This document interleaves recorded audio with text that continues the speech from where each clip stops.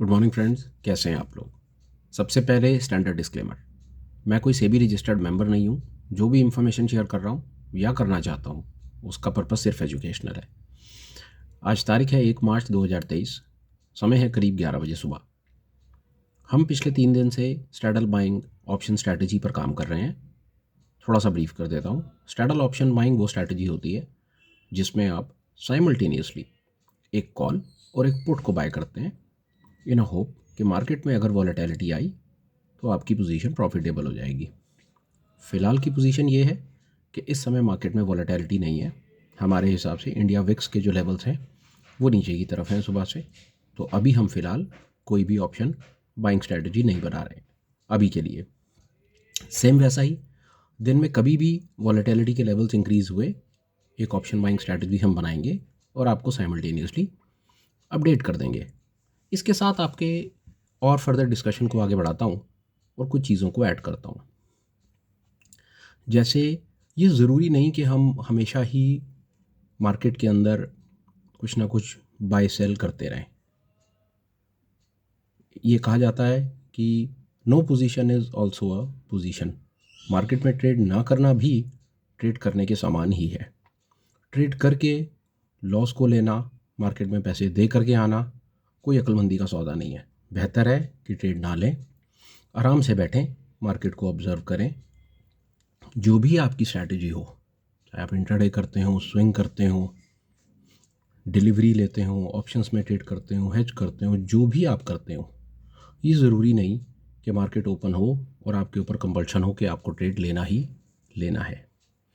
आप जिस भी सेटअप पर काम करते हैं उसको डिसिप्लिन से फॉलो करें, प्रॉपर पैरामीटर्स के साथ चलें।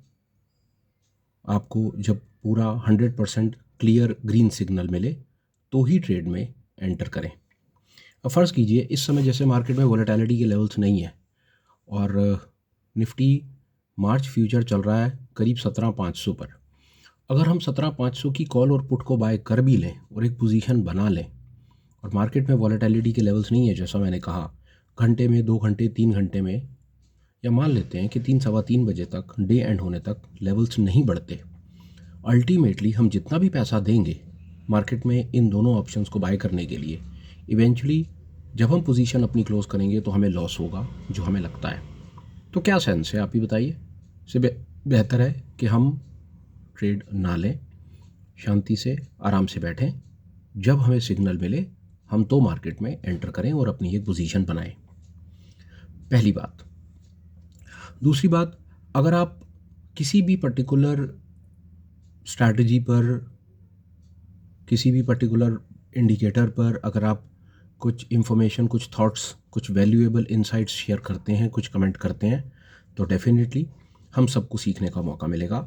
कुछ एक ऐसी चीज़ जो आप चाहते हैं कि मैं जिसके ऊपर अपने थॉट्स शेयर करूं, तो आप हमें कमेंट्स में प्लीज़ कुछ ना कुछ लिख करके बताएं। मैं कोशिश करूंगा जितनी भी मेरे पास नॉलेज है, जितने मेरे पास थॉट्स हैं, वो मैं आपके साथ में निस्वार्थ शेयर करूं। एज़ कि आज हमारे पास अभी फ़िलहाल ट्रेड करने के लिए कुछ नहीं है, तो मैंने सोचा एक आपको छोटी सी स्टोरी सुनाता हूँ। स्टोरी का डेफिनेटली पर्पस कुछ ना कुछ बात सिखाने का होगा, पर मेरे जहन में आया तो चलिए मेरे साथ एक स्टोरी में आप पार्टिसिपेट कीजिए। फ़र्ज़ कीजिए ये स्टोरी, मैं साथ में कुछ और ऐड करता हूँ। ये स्टोरी हम अपने ऊपर लेकर के चलते हैं, मतलब ये हम मान करके चलते हैं, जब मैं आपको ये स्टोरी सुनाऊँ तो प्लीज़ आप ये मान करके चलिए कि ये सारी की सारी सिचुएशन आपके साथ हो रही है। ऐसा मैं भी अपने साथ के लिए मान करके चलूँगा। फ़र्ज़ कीजिए कि आप मैरिड हैं, अपनी मिसेज़ और अपने बच्चों के साथ कहीं से ट्रैवल करके वापस अपनी लोकेशन पर पहुंच रहे हैं। हम ये मान लेते हैं 1 मिनट के लिए कि हम दिल्ली में रहते हैं और कहीं हम आउट स्टेशन गए हुए हैं और वहाँ से हम बस से वापस आ रहे हैं। आप हैं, साथ में आपकी मिसेज़ हैं और आपके 2 बच्चे हैं। ये ट्रैवल करीब 12-15 घंटे का ट्रैवल है। आप आउट स्टेशन से वापस अपने घर दिल्ली की तरफ आ रहे हैं। अनफॉर्चुनेटली आपकी जेब में कोई बहुत ज़्यादा पैसे नहीं बचे हैं, फॉर वॉट एवर रीजंस आप जहाँ गए हुए थे वहाँ खर्चा कुछ ज़्यादा हो गया। आपके पास सिर्फ इतने ही पैसे बचे हुए हैं कि आपने वापस आने के लिए टिकट्स परचेज़ कर ली हैं, मतलब ट्रैवल का जो खर्चा था वो आप कर चुके हैं। अब आप आराम से उतने पैसे में अपने घर तक तो पहुंच जाएंगे। इन द मीनवाइल बहुत थोड़े बहुत पैसे आपकी जेब में, मान लेते हैं करीब 500 रुपये आपके पास बचे हैं, जो आपने ज़रूरत के लिए कुछ छोटा मोटा खाने पीने के लिए अपने पास रख लिए हैं। आप बैठ जाते हैं बस में अपनी मिसेस को लेकर के, बच्चों को लेकर के, और वापस के लिए आप लोग चल पड़ते हैं अपनी लोकेशन के लिए। चलती है बस for whatever reasons, as हम जानते हैं ट्रांसपोर्ट की बसेज हैं, कभी तेज़ चलती हैं कभी धीरे। होता यही है कि, और साइमल्टेनियसली ऐड कर देता हूँ इसमें, कि बच्चे आपके छोटे हैं। छोटे से मतलब है कि बच्चे आपके, आप ये मान सकते हैं कि बच्चा आपका 3 साल से छोटे बच्चे हैं। एक बच्चा 1 साल का है और एक बच्चा मान लेते हैं 3 साल का बच्चा है, ऐसे हम मान लेते हैं। अब आप चलते हैं उनको लेकर के अपनी लोकेशन पर वापस आने के लिए। फिर टिकट्स हम परचेज़ कर चुके हैं, घर हम आराम से पहुंच जाएंगे, पर हमारी जेब में कोई बहुत ज़्यादा पैसे नहीं है। मेरे और मेरी मिसेस के पास मिला करके करीब 500 रुपये ही हैं, ऐसा हम मान लेते हैं। वापस चलते हैं, रास्ता लंबा है, 12-15 घंटे का ट्रैवल है, बस धीरे चल रही है, बट समहाउ ठीक है। आप जब ट्रैवल शुरू करते हैं तो उस समय पोजीशन कंफर्टेबल है, आप लोगों ने कुछ ना कुछ खाया पिया हुआ है, तो कोई ऐसी पैनिक की सिचुएशन नहीं है, आप लोग कंफर्टेबल हैं। बस में बैठ जाते हैं, 4-6 घंटे बीतते हैं। 4-6 घंटे बीतने के बाद बस जो है हमारी डेस्टिनेशन की तरफ चल पड़ती है। शाम का समय हो जाता है। शाम का समय होता है, बस एक जगह पर रुकती है फ्रेश होने के लिए, कुछ खाने पीने के लिए। आप लोग भी कोशिश करते हैं कि थोड़ा सा फ्रेश हो जाएं, और हल्का फुल्का उसमें से 50-100 रुपये का बड़ा बुनियादी बड़ा बेसिक सा कुछ ले लेते हैं। आपके जहन में ये चल रहा है कि पैसे जितने बचे रहेंगे उतना ही बेहतर है, क्योंकि घर भी पहुंचना है, रास्ते में कोई सुख दुख हो सकता है, तो बेहतर है कि पैसे को ज़्यादा खर्च ना किया जाए, क्योंकि पैसे वैसे ही लिमिटेड है। एक बार को घर पहुंचते हैं फिर का फिर देखेंगे। समहाउ आपकी गाड़ी चल जाती है, बच्चे अभी भी कंफर्टेबल हैं, सोए हुए हैं, तो उन्होंने उठ करके कोई पैनिक सिचुएशन क्रिएट नहीं की, और आपको कोई लंबा चौड़ा खर्चा उस पर्टिकुलर हॉल्ट पर नहीं करना पड़ा। आप लोग वापस बस में आ जाते हैं, बस फिर चल पड़ती है। समहाउ चलने के बाद बस जो है किसी कारण से हॉल्ट ले लेती है, ख़राब हो जाती है या कोई भी चीज़ है, वहाँ पर उसको 3-4 घंटे बस को अननेसेसरी लग जाते हैं।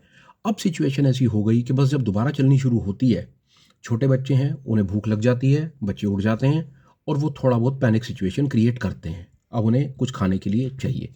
बच्चे छोटे हैं, आप और मिसेस मैच्योर हैं, बड़े हैं, समझ सकते हैं, पैसे की पोजीशन आप दोनों को पता है, आप तो समहाउ अपने आप को मैनेज करते हैं, पर छोटे बच्चे अब थोड़ी बहुत पैनिक सिचुएशन क्रिएट कर रहे हैं। आई होप अभी तक आप मेरे साथ हैं।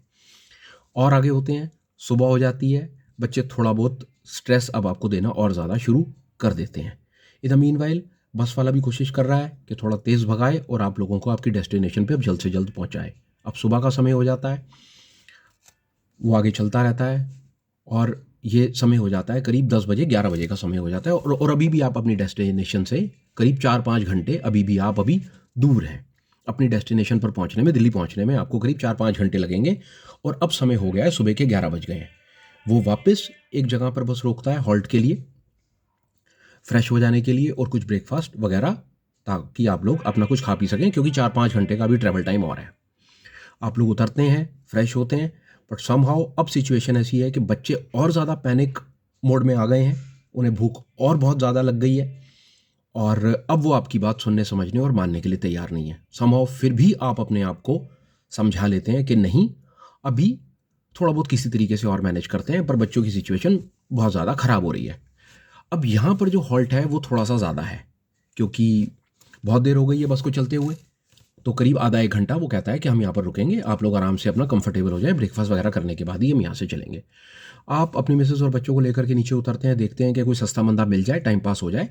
घर तो 4-5 घंटे में पहुँचना ही है। आप देखते हैं कि सामने कुछ लोग इकट्ठे हुए हैं, और वहाँ पर कुछ ना कुछ एक आदमी है जो चीज़ कुछ बना करके बेच रहा है। आप उसके पास जाते हैं और देखते हैं कि वहाँ पर क्या हो रहा है।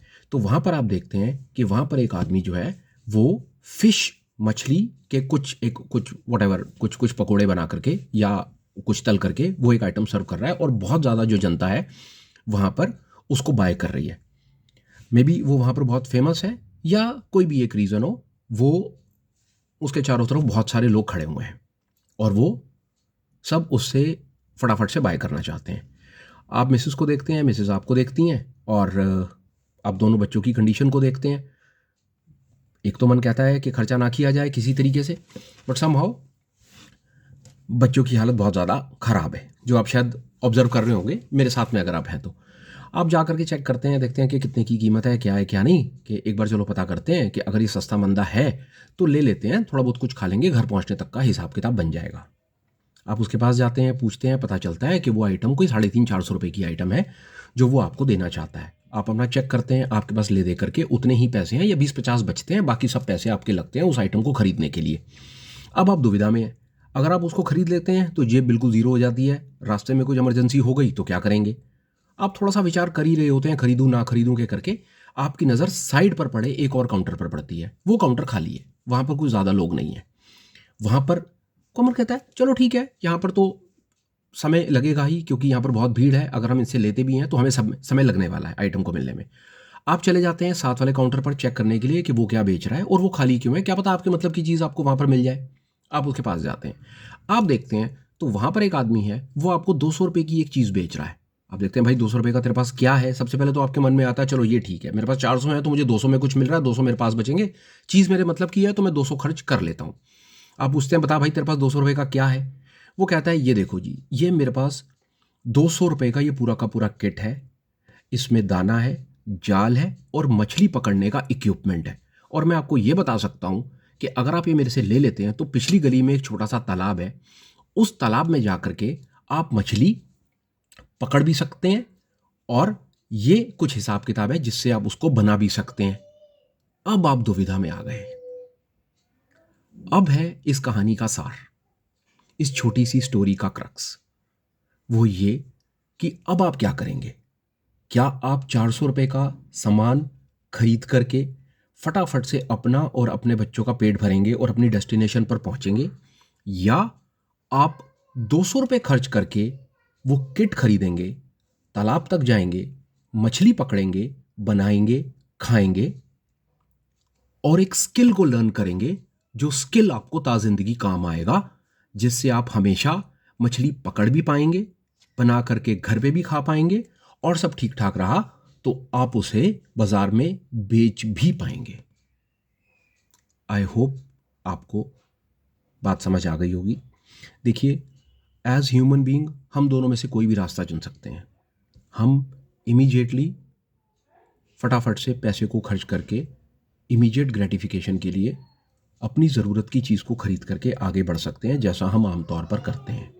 दूसरा, हम एक वो रास्ता पकड़ते हैं जो रास्ता एक सही रास्ता है।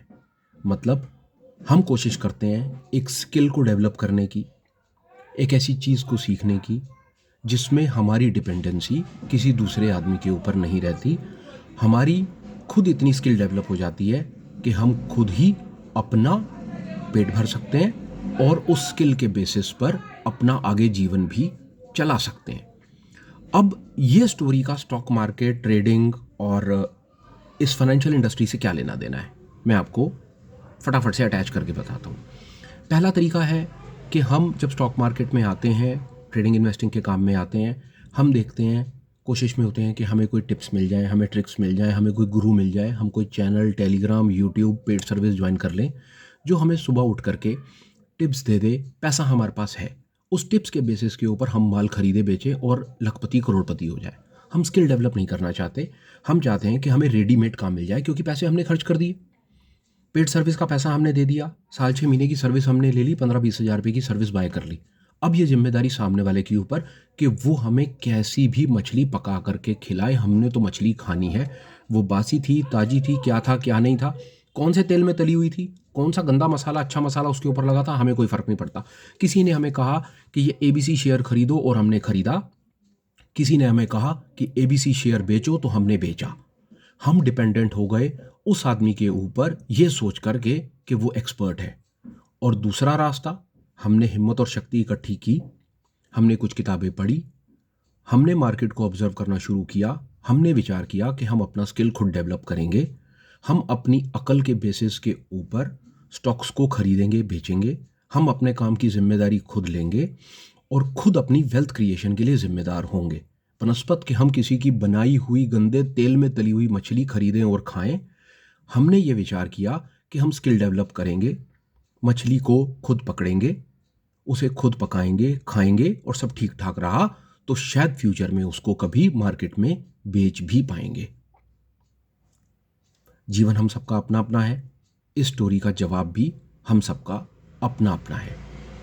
मैं दूसरी कैटेगरी में फॉल करने की कोशिश करता हूँ, चीज़ों को सीखने की कोशिश करता हूँ, सीख रहा हूँ 4-5 सालों से, और ये चाहता हूँ कि इस स्किल को हम सब as retail community, retail traders learn करें। कोई लंबा चौड़ा स्किल नहीं है, कोई रॉकेट साइंस नहीं है, सरल है, थोड़ा समय लगता है, पर एक बार अगर हम इसको सीख जाते हैं तो जीवन भर के लिए हमारी डिपेंडेंसी लोगों के ऊपर ख़त्म हो जाएगी। विश्वास जानिए, आपको सुबह उठ करके कभी CNBC नहीं देखना पड़ेगा, कभी नहीं देखना पड़ेगा कोई बिजनेस का चैनल।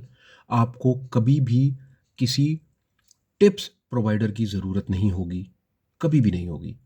आप खुद इतने सक्षम होंगे, खुद इतने मैच्योर, इतने डेवलप्ड होंगे कि आप खुद ही अपनी एनालिसिस करके आप खुद शेयर्स को खरीद पाएंगे, बेच पाएंगे। मुनाफा या नुकसान वो मार्केट ने देना है, पर वो आपके अपने कंट्रोल में होगा। आप बैसाखी पर नहीं होंगे, आप सेल्फ डिपेंडेंट होंगे। इस दौड़ में आप पहले चलेंगे और फिर खुद आगे भागेंगे। ऐसा मेरा विश्वास है, ऐसी मेरी उम्मीद है कि मैं शायद आपको अपने इस चैनल के माध्यम से कुछ ना कुछ ऐसा स्किल दे पाऊँगा, कुछ ना कुछ ऐसी लर्निंग्स दे पाऊँगा जो पिछले 4-5 सालों में मैंने सीखी हैं, ऑब्ज़र्व की हैं, जो मैं होपफुल हूँ कि आपको इंडिपेंडेंट बना पाएगी, जिससे आपकी डिपेंडेंसी लोगों के ऊपर, जैसा मैंने बार बार बोला है, चैनल्स के ऊपर, टिप्स प्रोवाइडर्स के ऊपर और अनगिनत लोगों के ऊपर आपकी डिपेंडेंसी नहीं होगी। आपको किसी से कुछ नहीं पूछना होगा, कुछ नहीं बताना होगा। आप खुद अपना स्किल डेवलप करेंगे और धीरे धीरे इस काम में आगे बढ़ेंगे। आई होप इस छोटी सी स्टोरी के माध्यम से और अपनी इनसाइट के माध्यम से मैं कुछ वैल्यू ऐड कर पाया हूँगा। अगर आपके किसी भी तरह के कोई भी विचार हों तो प्लीज़ आप कमेंट्स करके बताएं, मुझे बहुत अच्छा लगेगा, मुझे प्रोत्साहन मिलेगा, मुझे पता चलेगा कि मेरी बात आप लोगों तक पहुंच रही है। फ़िलहाल के लिए इतना ही। वापस अगर मार्केट में वॉलेटिलिटी के लेवल्स इंक्रीज़ हुए तो हम फिर आएंगे, क्या पोजीशन हम ले रहे हैं वो आपके साथ शेयर करेंगे, और रोज़ की तरह शाम को रीकैप में ये बताएंगे कि हमने सारा दिन मार्केट में क्या किया, पोजीशन ली, नहीं ली, ली तो उसमें क्या प्रॉफिट लॉस बुक किया। तब तक प्लीज़ टेक केयर, अपना ख्याल रखें, नेकेड ऑप्शन बाइंग से बचें, इसको बिज़नेस की तरह ट्रीट करें, कोशिश करें कि लॉस हो तो छोटा हो, कंट्रोल्ड में हो, बर्दाश्त हो जाए, और प्रॉफिट हो तो बड़ा हो, जो आपके लॉसेस को भी कवर करे और आपकी कैपिटल को आगे बढ़ाने में हेल्प करे। अपना ख्याल रखिएगा। Bye bye.